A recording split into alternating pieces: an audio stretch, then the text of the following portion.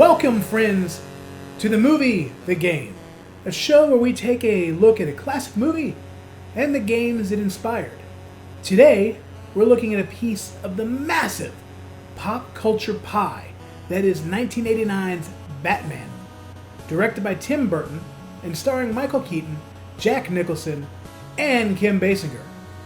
Batman is celebrating his 35th birthday this very month, so break out the Smilex gas balloons and drop some cash on the streets. Let's get to it! When this film came out, I was 8 years old and had grown up with the blue and gray Batman from Super Friends, the Adam West series, and the Filmation cartoons that occasionally showed up as reruns.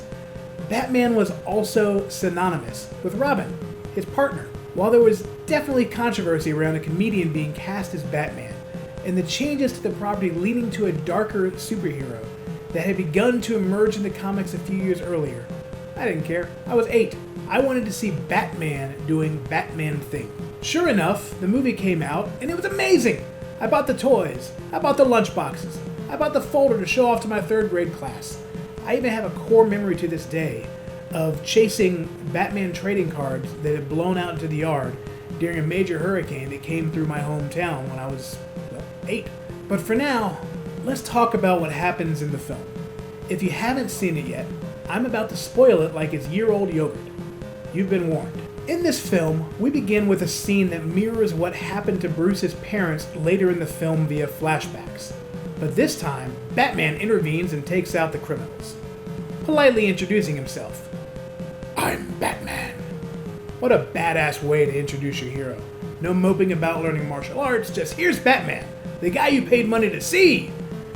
Shortly after that, we're introduced to Alexander Knox and Vicky Vale from the Gotham Gazette at a fundraiser at Wayne Manor, where they meet Bruce Wayne.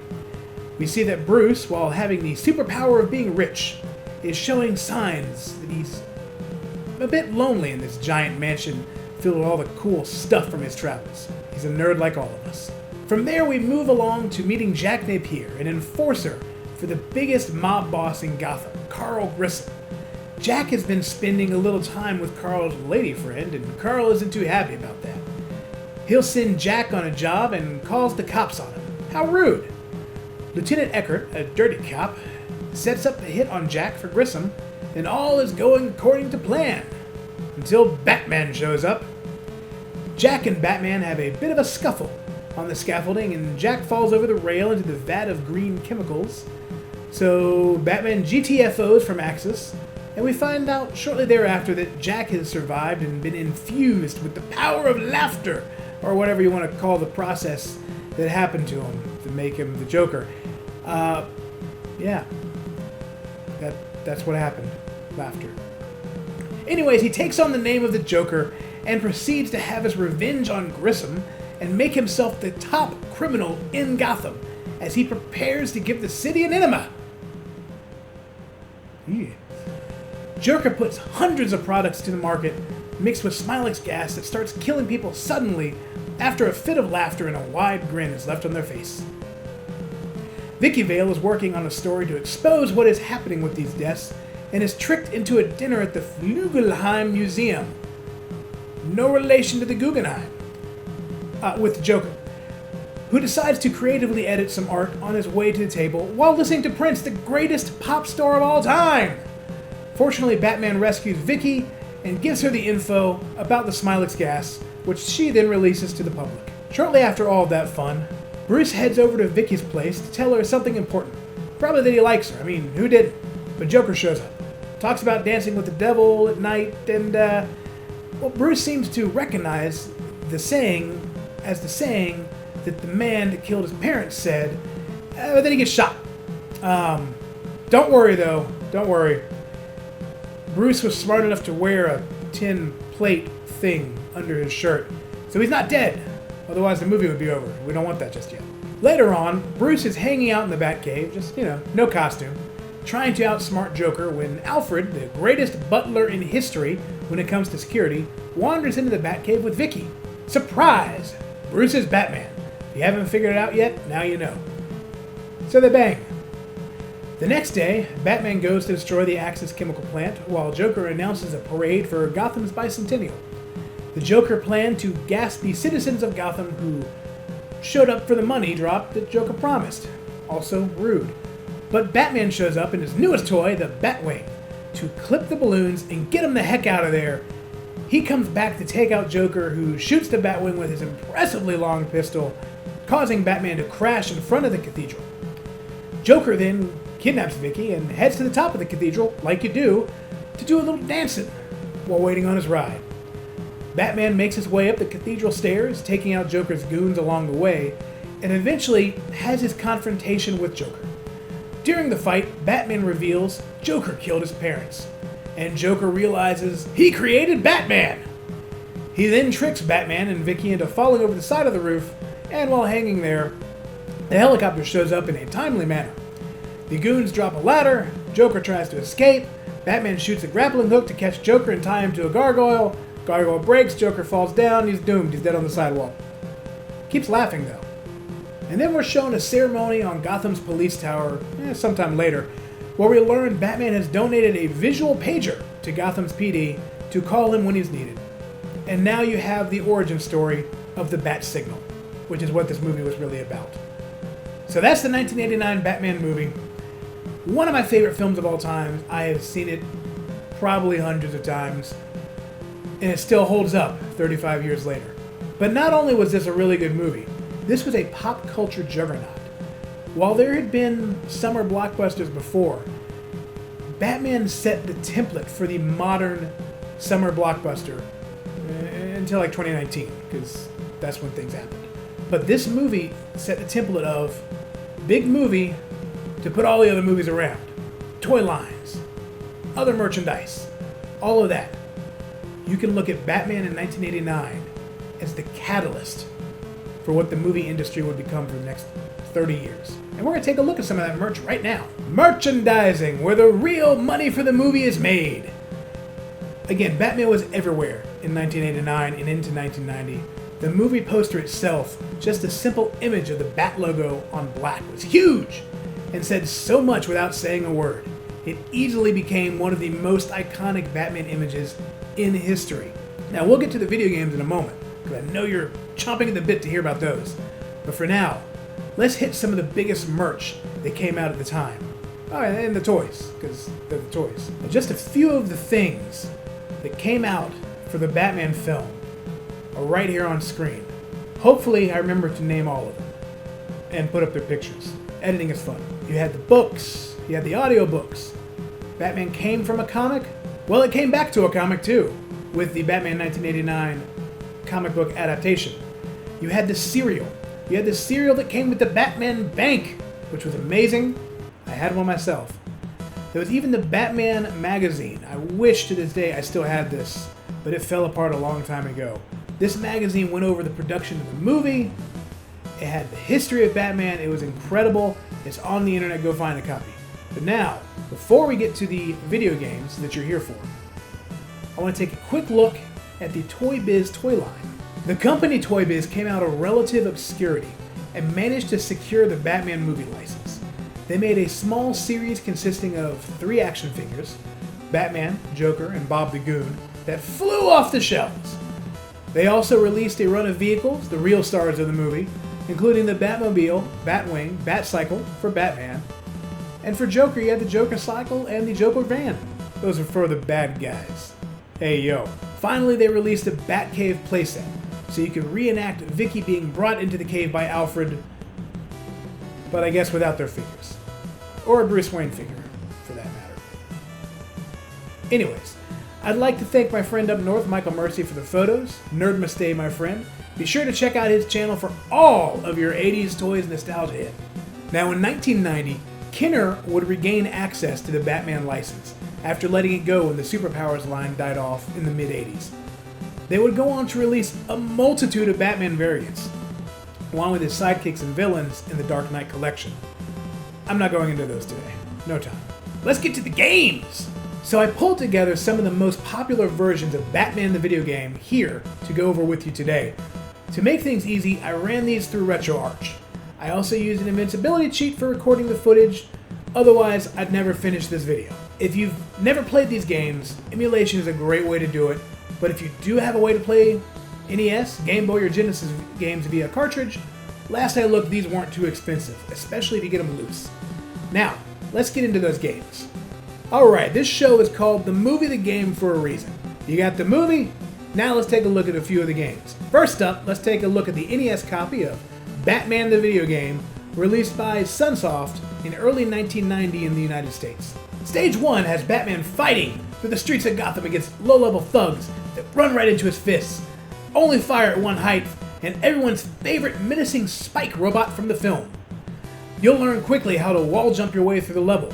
The second area of the stage will also add landmines to the equation, so be ready to do some jumping. You should have a good idea of what your weapons are capable of. Shout out to Scott Steiner. By the time you get to the first boss. Along with Batman's good old trusty fists, you have a boomerang, a dart gun, and a ninja star that splits into 3 when thrown. This is a late 80s NES game, so NES Hard may apply to some players.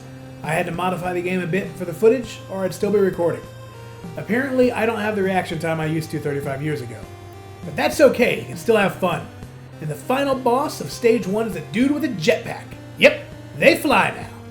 And a flamethrower rocket thing. Just be patient, try to shoot him when he swoops down. Once you beat Firefly at the end of Stage 1, Stage 2 treats you to a cutscene. A common video game trick now, not so common on the days of cartridges. These scenes made me feel like I was really playing a movie back in the 90s, and I was a huge fan of them. Now you're invading Axis Chemicals to stop that Jack Napier guy. The first area of Stage 2 has a good chemical factory feel. The OSHA standards are pretty low, especially if they're expecting their employees to hop between platforms suspended above toxic chemicals. I'm glad Batman is shutting this place down. When you move on to Area 2, you realize you're no longer in Axis Chemicals, and have somehow ended up on a Borg cube. What? Borg? What are they doing here? This is definitely the Batman Star Trek TNG crossover I never knew I needed. Once you defeat Locutus, you move on to what definitely looks like a warehouse with definitely not safe for work spinny gear things all over the place. And then once you get through that maze of gears, you have to fight. Are you ready for this? The computer!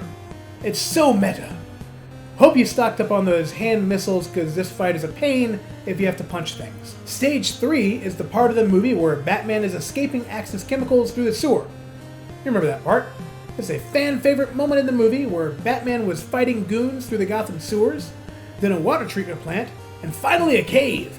Stage 3 is topped off by fighting Wolverine? Huh, I guess. No idea, but he's not memorable. Let's look at Stage 4. Stage 4 starts off with the Joker talking about his art. I guess this is supposed to be the museum. But I've never seen a museum like this. Hey, Joker's on the TV! I have no idea what the next 2 areas of the stage are supposed to be. One looks like a weird power plant thing, and the other is an even weirder power plant mixed with a beehive? Finally, you reach the boss of Stage 4. It's exactly who you thought it was going to be. 2 cubes! You remember the cube fight from the movie, right? Where Batman was almost crushed, but threw his Batarang just in time to blow up the cube! You don't? Maybe it was a deleted scene I saw. Anyway, it's the next to final boss, so someone thought this scene was important. Finally, we fly to Stage 5, but not in this game, but in another, in the movie. Anyways, it's time to climb the cathedral. Once you get to the top of this vertical focus stage, you, after slogging through museums, Borg cubes, sewers, and chemical plants, well, it's time to fight some dude! He runs at you very fast, throwing punches and fireballs. Please end him quickly. Once Great Punches of Fire is done, you get to meet the Joker. Apparently in this universe, Joker controls the weather. Along with his rather fancy gun, he can summon frickin' lightning. So be ready for a slog. Once you take out Joker and dump him off the side of the cathedral, it's time to go on a road trip. So let's grab your copy of Batman the Video Game for Game Boy and hit the road, Jack. Ah yes, Batman in all his grayscale and green colors. I probably played this game on Game Boy more than I played the NES game. It was definitely one of the first games I remember finishing completely. Just like his NES sibling, this version of Batman starts on the streets of Gotham. Batman is taking out the criminal scum with his trusty handgun. Wait, what? Handgun? Yep, that's a handgun. I guess Burton's Batman doesn't have an issue with guns like his comic version. Once you make it through the first stage on the streets, it's into Axis Chemicals. This version is even more unsafe as there are bottomless pits everywhere. Someone call OSHA. I'm sure you noticed by now there are blocks floating in the air that you can shoot. You can shoot as needed to make extra platforms, and also the darker blocks have power-ups for that nifty handgun. The third stage is another part of Axis Chemicals, but once you get to the end, it's time to fight Jack Napier, and oh my gosh, he's twice as tall as Batman. Weird. Once you shoot him enough, he'll tumble into the vat of chemicals and the game ends. Oh, wait, he wasn't the main boss? Huh. I guess it's back to the streets of Gotham, where there are pits everywhere. Holy potholes, Batman. Once Batman makes it through the pit-filled hellscape, he arrives at the museum where he jumps on all the floating platforms that must be used for viewing art from weird angles and wipes out Joker's goons. Oh, and the second part is constantly scrolling. Those levels are always a blast. Nothing like being pushed off platforms by the background. Once you finally endure that annoying auto-scroll level, it's on to another auto-scroll level, but this one is fun. Why? Because you get to finally fly the MFN Batwing. Heck yeah! The Batwing has front and rear guns, so you can wipe out Joker's jets and copters from any direction. The second Batwing stage ends in a battle with a helicopter, just like the Batwing fought on the way to the cathedral in the movie. You don't remember that? Huh. Oh well. Well, now you're at the cathedral, and it's time to climb to the right. Unfortunately, the cathedral stages are not vertical and are in fact horizontal. Although there are still plenty of holes to fall into, you've got 2 stages of cathedral fun, and then it's on to fight the Joker. The Joker fight is similar to the Jack Napier fight, but a little tougher than the Jack Napier fight, fortunately, because main boss.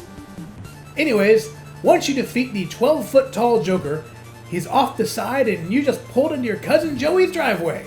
Oh, and Joey just got himself one of those cool new Sega Genesises. Genesi. I'm sure you're getting tired of all these Batman the video games by now, so we're going to wrap this one up quickly. It's also the version I had the least time with growing up, despite fighting for the Sega side in the console wars in the 90s. I didn't really get this game until I started collecting retro carts in the 2000s. I will say, this game was a bit tougher than the others for me during my playthrough, even with some of the hacks I was using. Anyways, let's get into it. First up, we've got Les Streets of Gotham yet again. The graphics upgrade for the Genesis really helps dial in the gothic moodiness of Burton's Batman with the rainy streets that Batman is fighting his way through. Next, we go back to Axis Chemical. Are we seeing a theme here?